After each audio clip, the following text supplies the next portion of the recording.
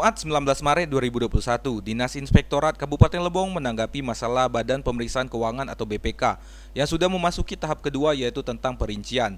Untuk tahap pertama yaitu pendahuluan yang sudah dilaksanakan beberapa waktu yang lalu, di mana nanti untuk OPD yang ada di Kabupaten Lebong bisa komparatif dan konsultasif terkait pemeriksaan. Untuk entry meeting dilakukan mulai hari ini dan entry briefing dilakukan 30 hari ke depan, sekitar tanggal 8 April 2021. Dalam hal ini, Kepala Inspektorat berharap kepada seluruh OPD saat pemeriksaan berada di tempat agar mempermudah jalannya pemeriksaan. Serta juga apa yang menjadi hasil tujuan selama ini, bahwa hasil pemeriksaan nantinya setelah digabung dengan penilaian bisa mempertahankan wajar tanpa pengecualian atau WTP. Ini juga dalam rangka pembinaan juga dalam pemeriksaan ini, maka tidak perlu kita ragu sebenarnya menghadapi BPK. Jadi apa yang diminta oleh BPK itu agar disiapkan lebih awal. Itu harapan kita kepada seluruh OPD.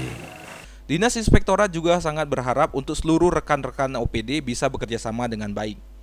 Inspektorat sebagai mitra kerja ini siap mendampingi BPK untuk mungkin terjun ke lapangan. Nanti kita akan mendampingi BPK. Mungkin apa yang perlu kita jelaskan, ya kita jelaskan nanti itu.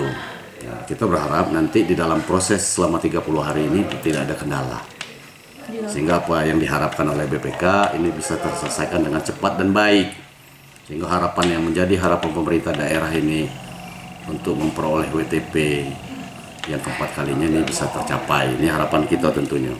Dari lokasi, Widya WTP, Lebong TV melaporkan.